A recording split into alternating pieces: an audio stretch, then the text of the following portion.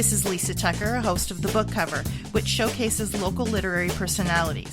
So listen to The Book Cover on the borderline. And remember, don't judge a book by its cover. Hi, you're listening on the borderline, and this is The Book Cover. I have with me a repeat offender. I love to call you that because it sounds badass. Sabrina Cartwright. Congratulations on the new book. Thank you. Congratulations on the new baby, and thanks for coming again. Of course. Thank you for having me. I'm so excited to be here. I'm excited for you to be here too because I think there's a lot that you've done since the last time we talked. Oh yes, I've been busy. Yeah, I'm just looking at the list of your books, and it's a lot longer than it was when we first talked. Yeah. And I think that was maybe 2 or 3 years ago. Yeah, around then, yeah. Around 2 or 3 years ago. Okay, so you've done a lot of work. Okay, so mostly poetry. Yes. But you do have fiction in there, which I'm very excited about, and I read a little bit of the synopsises of the series. But first I want to remind everybody about your background. What's your creative background? I've been doing poetry since I was teenage years, about like silly high school things, boys, angst. Teenage angst. So a lot of poetry, and then I started writing fiction around 2010-ish. My first year of college, I started writing fiction. I've been into all sorts of things when it comes to background. I have a background in mental health and addiction, so that's kind of like where the poetry kind of came from, dealing with anxiety and all that stuff. I just found out that I have I'm autistic. I just got diagnosed with that. Neurodivergent. There's nobody I think that if we got rid of the spectrum, I guess you'd see everybody lens differently all across the neuro, whatever you want to call it, ruler. The neuro spicy brain, I like to call it. Yeah, I love it. I like to call it the brain bees because I have ADHD as well. So it's like a billion people living in one body. It's a good time. And those go hand in hand lots. Yes, don't they do. Yeah, they do. Yeah. So I did those things, and instead of going into another poetry book, my next book after Midnight Warrior is called, it's a book for ADHD. It's called Don't Piss Off Your Future Self. Okay. So that's the book that I'm working on next. And it's sort of like a self-help? Yeah, a self-help book. It's the first time trying something like this, so it might take a while, but that's okay. But you're doing like life research. Yeah, exactly. Like your life is the research. Pretty much, yeah. Exactly. I love it. And is that book going to be geared to like Northern Ontario resources? Yeah. Rather than like in Canada? Kind of, yeah. Mostly Ontario. Yeah. Any like mental health and addiction stuff here in the Sioux and whatnot, and oh wow, that'll be very interesting. I'm excited for it. And to say that something like that is necessary and needed is an understatement, because I mean, look around, right? So poetry, do you find, and I ask this a lot and it's always the same, do you find poetry cathartic? Kind of, yeah. Okay. Because when I write poetry, I find it painful because you have to go through it. Yes.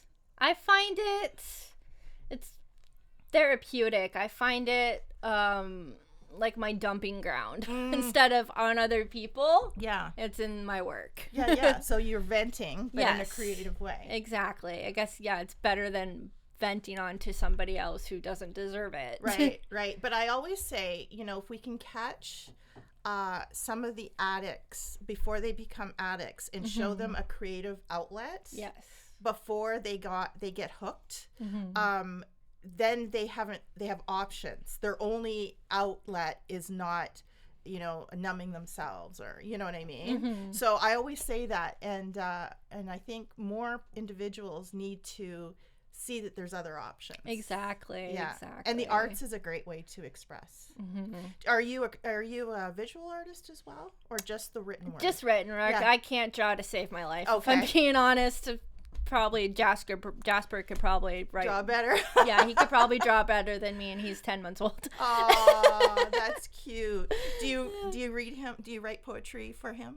Yeah, I've written a few in my new book, Midnight Warrior. I've written about 2 or 3 poems dedicated just to him, because I started writing it about a year ago, and then I found out about Jasper, and so then when I was in the hospital after I had him, that's when I started really writing. And like being stuck at home with a baby all the time, I had nothing else to do, so I had to keep myself sane somehow. So that's where most of it came from. Right. And it's, people talk about people don't talk about how isolated you feel as a new mother. Exactly. And when I had my kids, we had those play centers, and I would meet all these moms, and we'd have coffee, and we'd have one eye on the conversation and one eye on our kid, and it was so therapeutic. It was so awesome just to talk with. I don't know if they still have those things. I've kind of brought Jasper to a few things. I brought him to an art class. I brought him to a sensory class that he's doing right now, and there was at the beginning, there was also another sensory class kind of thing that I brought him to. So it's keeping me busy. It's keeping him busy. Get us out of the house. Get you out of the house and talking to adults. Yes, talking to adults other than family. Love my family, but like it does take a village, but sometimes you have to go outside and like see the sun and stuff. Yeah, that's kind of where the title Midnight Warrior, because being up all night with a newborn. Yes. That's kind of where that came from. Yes. And what's funny about that is when my kids were little as well, and I was up all night, and my husband would ask me, "Were you up all night?" And I would say, "Yes, I watched Robbie Baseball all night." So Robbie Baseball was Ravi Beshwal, who was a news guy on CTV News. It's 24 hours. Yeah. So he would be overnight. So I'd be watching Ravi Beshwal all night long. And we called him Robbie Baseball. Anyway. And it was midnight to like 3 or 4 in the morning. So I get that. Luckily, he's sleeping through the night now. So I've been able to catch up on sleep. Thank God. That will change. Yeah. So I've heard. That will change. Things get better. Things get worse as they grow. Some things get better. Some things get worse. Anyway, okay, back to your writing. Now, I'm very interested. When did you start the fiction series? I started that back in 2019 is when I started in an instant. Yeah. I was my second year of college, I think. I had just dropped out of the one program I was doing because I was like, this isn't for me. So I started hanging around the college pretending I'm a college student, and we're like going to the library because I still had a username and a password for the computer. Yeah. So then I just started hanging out there all day, all night, as much as I could, and that's when the writing kind of just took off for me. Oh, well, that's very cool. So you use the library as your muse. I love it. Yeah, pretty much. And then it's funny because my mom's like, well, when you were in school, you weren't in the library that much, and then I started writing. I was there all the time. Right. It's so funny how that works out. Two different things to me. Just writing, just the time just goes by, and I'm like, oh crap, I have to pee. Yeah, right. It's been 7 hours since I've eaten. Yeah.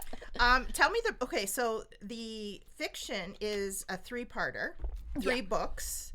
The first one's In an Instant. The second one is City of Dark Angels. So tell me the premise. So Delilah is the main character. Yes. Okay, so tell me about how it starts off.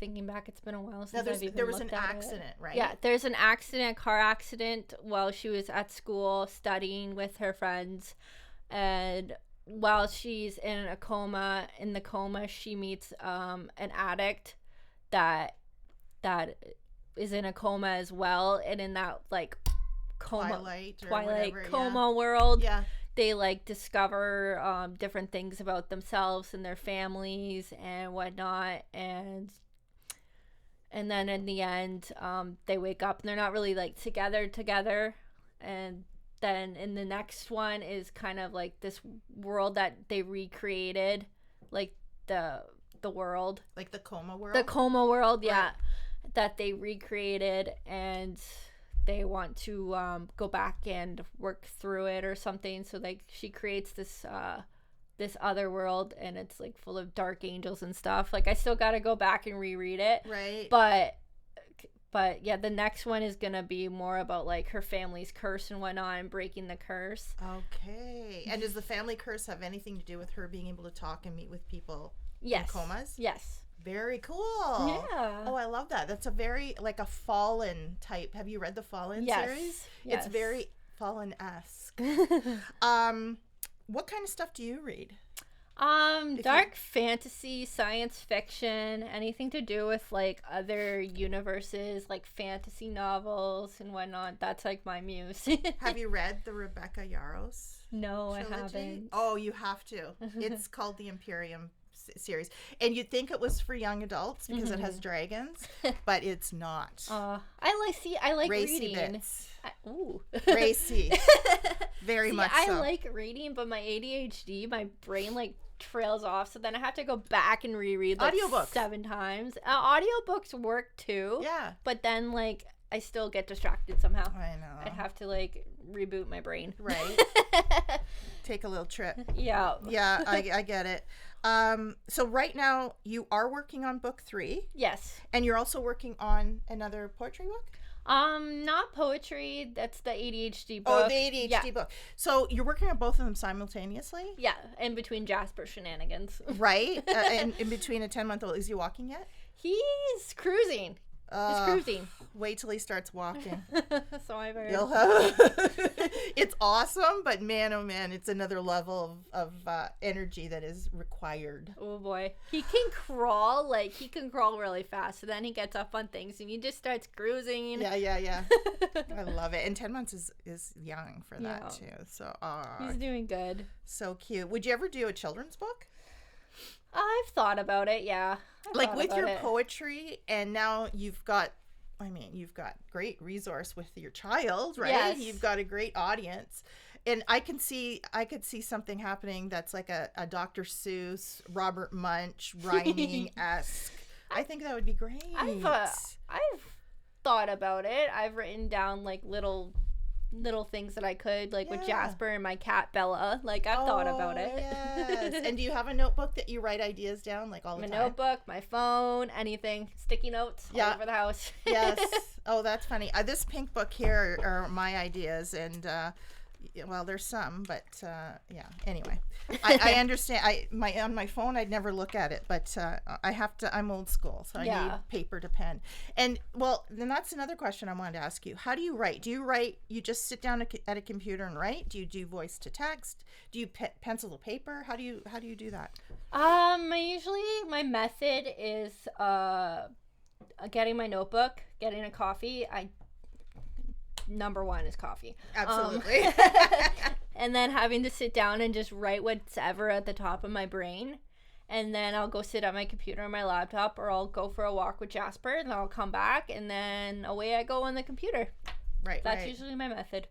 Yeah, and you know what? That's very similar to mine. I think about things for years. Yeah. And then 10,000 words come out in 5 minutes. Yeah, you write the book in your head before you put it down. Yeah, and you dream about it. Yes. Yeah, you can't even think about nothing else until it's done. Right? Do you wake up in the middle of the night with ideas? Yes. Yeah. And do you have a notebook? Do you have something next to your bed? Your phone or whatever? I have a dream journal too, because Beautiful. Sometimes things come up in your dreams. Sure, and whatnot. they do.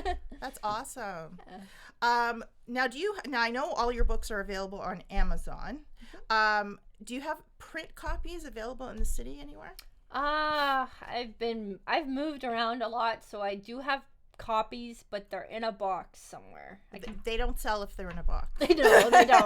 I have that picture of the box in my mind, but I just don't know where the box is. Right. I can easily get them printed from Amazon. Yes. Okay. That's the great thing. And how have you found working with the Amazon? It's okay. My ebook for Midnight Warrior is up, but I'm still working on the paperback because like perfectionist issues and trying to like make sure it's like perfect with perfect grammar and everything. Yep. So like formatting and whatnot. So I'm still working on the paperback copy, but the ebook is available. Yeah. And what do you like doing better? Or okay, what's better for your soul? I'll say writing poetry or writing fiction. Poetry. Definitely. Definitely poetry for the soul. Yeah. Yes. It's so much more emotional. Yes, exactly. It feels like it just comes from deep within, and like everything that I've been through the last few years, last few months even, just it's therapy to me. Right. And have you had any positive responses to your poetry? Like anybody else sort of going through similar things that read your poetry and said, yeah, I get that?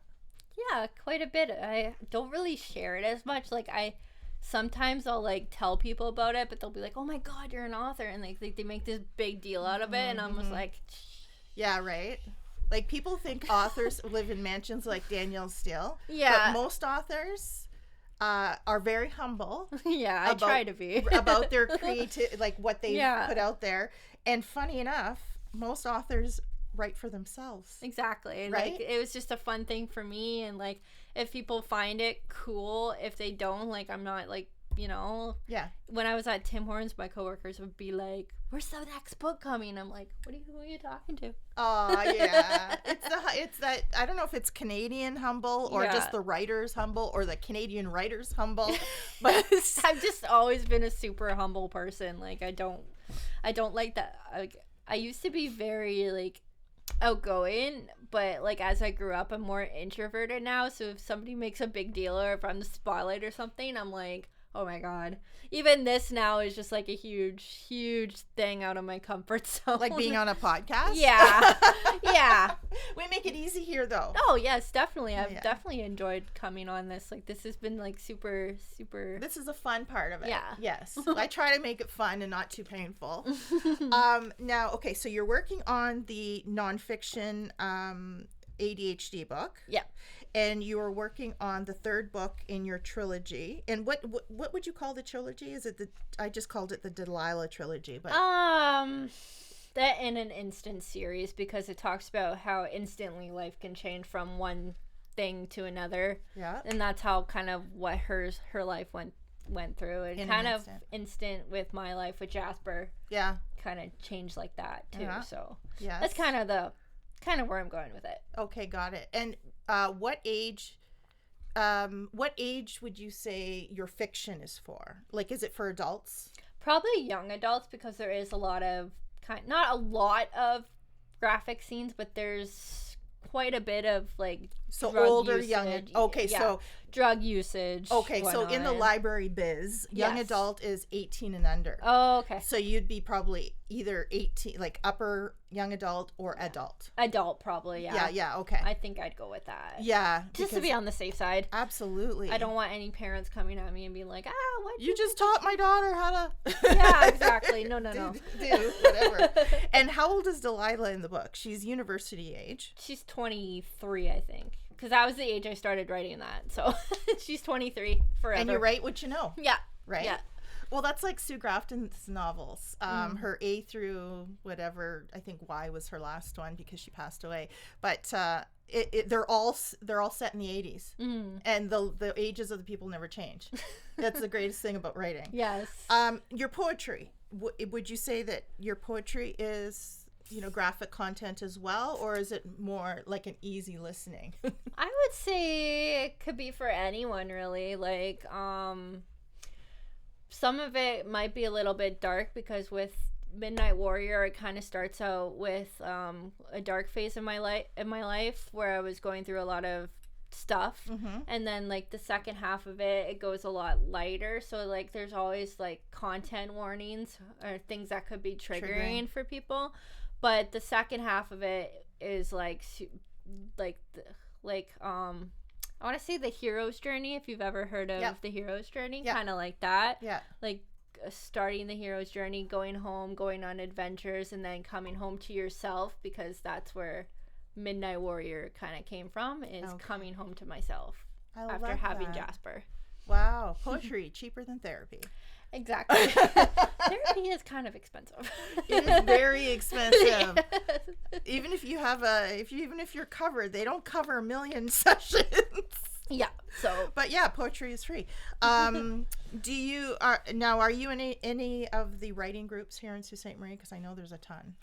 Or do you just do you prefer just to be alone? Kind of, yeah. It's the introvert. Introvert, yeah, got it. I mean, I'd like to meet other people who are into the same stuff as me, but like right now, it's just kind of like for me. Yeah. Eventually, though, yes, absolutely. Awesome. So after you finish writing book 3 and the ADHD, what do you have an estimated time of launch for either of those? Book 3, I really want to have done by the end of the summer because it's kind of getting to the point where I'm kind of done looking at it. Okay. I'm done being asked about it by people. Sorry.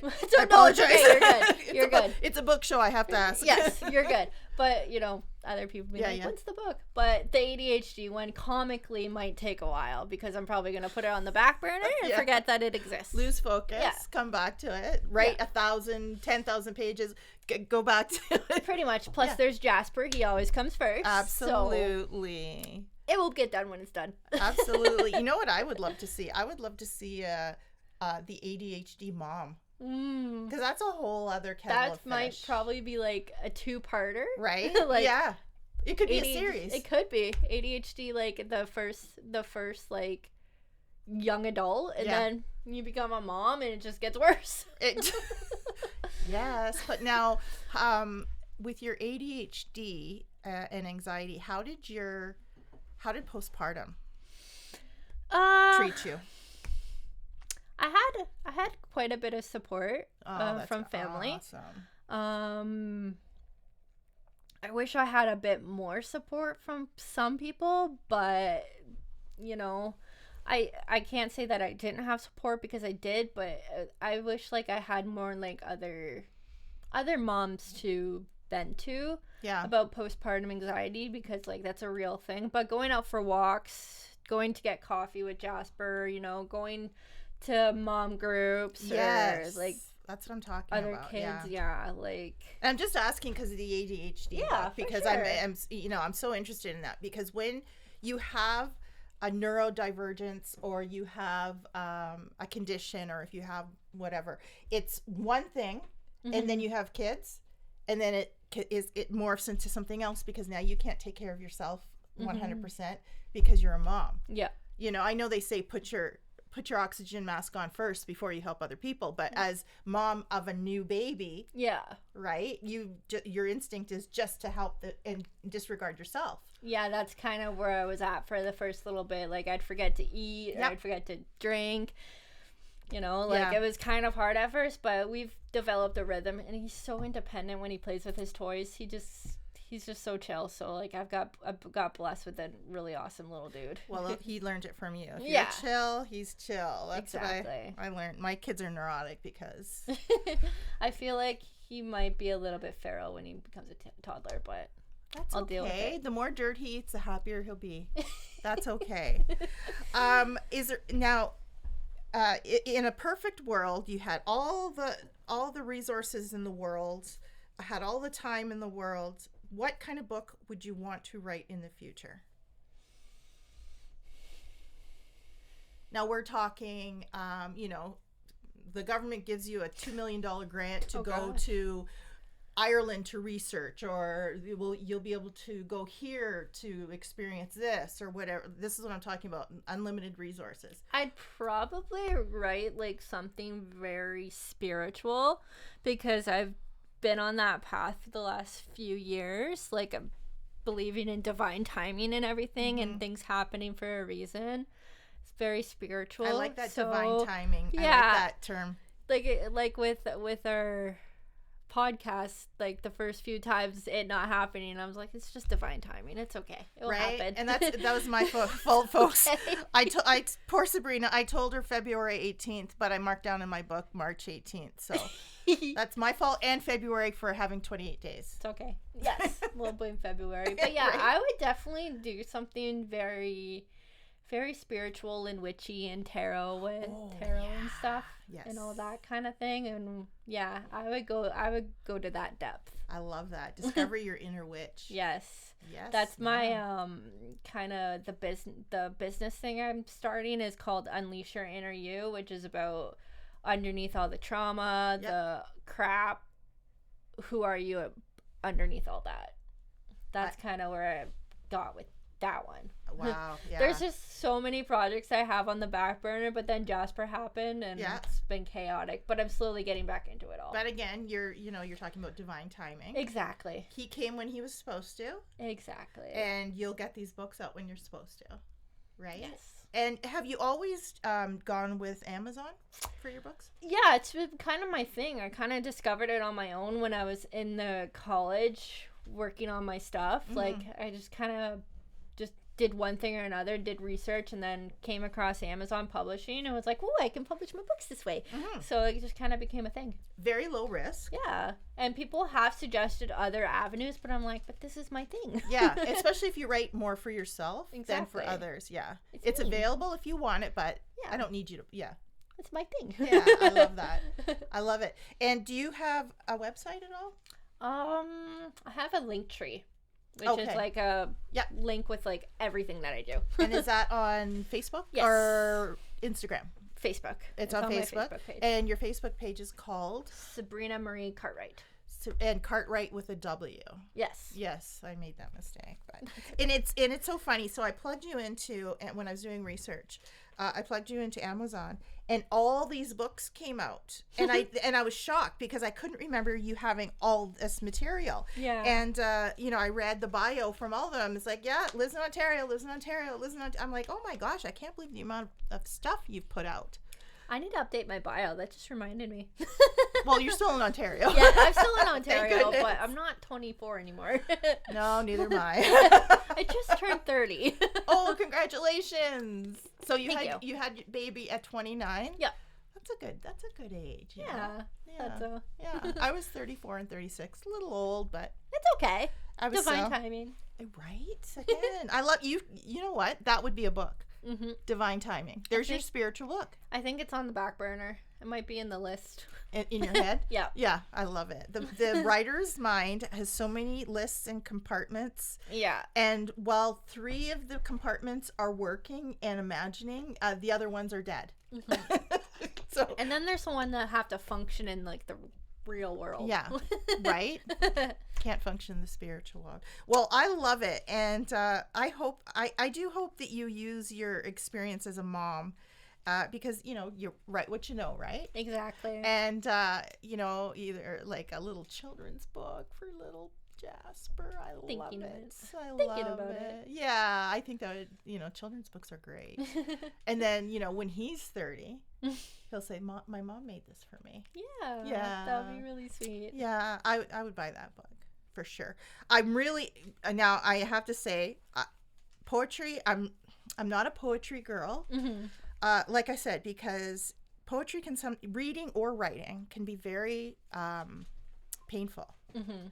Especially if the poetry is doing the right thing. Yeah. Sometimes when you're reading a good poetry, it can be painful. So I'm not all about poetry, but I am excited about your In an Instant series. I do like that. Me too. Because I like that, otherworldly, we're walking around in the world and we have no idea how many worlds are walking around simultaneously with ours. Exactly. I love that. Parallel realities. Yes, I love that. Okay, well, was it part 2? This has been Sabrina Cartwright, part 2. I hope in a year or two, we have doubled this list. Me too. Of course, you have to be a mom first. Yes, exactly. Baby comes first. Then you have to take care of yourself, which you should really do first, but I get it. And then these awesome books are going to come out. Well, congratulations on all the new stuff. Congrats on Jasper. Thank you. That's awesome. That's so great. You guys are going to be buddies. Yes, he's like my little homie. We just chill all day. I love it. I'm not ready to go back to work yet. No. Oh my goodness, right? So you get 2 more months. Yeah. And what's work? Haven't really. Probably something in the mental health field. Oh, okay. Yeah, well, and that's where I'm going. We definitely need it. Yes. Awesome. That's my aim. Yeah, good. That's very valiant, I guess, because that's not easy these days, I'll tell you. Being a librarian these days is not easy because they have things going on over at the... So I've heard. Yeah, the library, that's crazy. Anyway, so this has been part 2. Again, Can't wait to have you on again when you've got more stuff to talk about. Can't wait to be back. Awesome. Thanks for joining us. Thank you. We've been talking with author Sabrina CARTWRIGHT. Go to amazon.ca or .com. CA. Easier. Okay, go to amazon.ca. There are about five or six books. Yeah. Yep. And you can get them that way as an ebook and print books on demand. Yep, on demand. Okay, great. Thanks so much. Thank you. You've been listening to Lisa Tucker. We are on The Borderline, and this is the book cover. Thank you so much. And remember, don't judge a book by its cover. Coffee with future me. In a cafe where moments blend, I sit with you, my future self, my friend. A cup of coffee warms our hands as we converse through time and plans. You look at me with eyes so wise, reflecting on the journey, the trials, and the prize. You speak of struggles, of triumphs and fears, of dreams that withered and those that brought tears. I listen closely to every word you say, drinking in the wisdom of a life lived another way. You share your regrets, your joys, and your might, illuminating the path through the dark of the night. With every sip, our conversation flows, a dance of laughter, tears, and wisdom that grows. You remind me to be kind, to take my time, to cherish every moment like a precious rhyme. As our coffee cups empty, our hearts remain full, grateful for this meeting between past and future's pull. I thank you, dear future me, for the guidance and the light that illuminates my journey through darkness and the night. Hi, my name is Sabrina Marie Cartwright, a poet, author, and mental health advocate. You can find my work at Linktree on my Facebook page, which is Sabrina Marie Cartwright. Thank you for listening.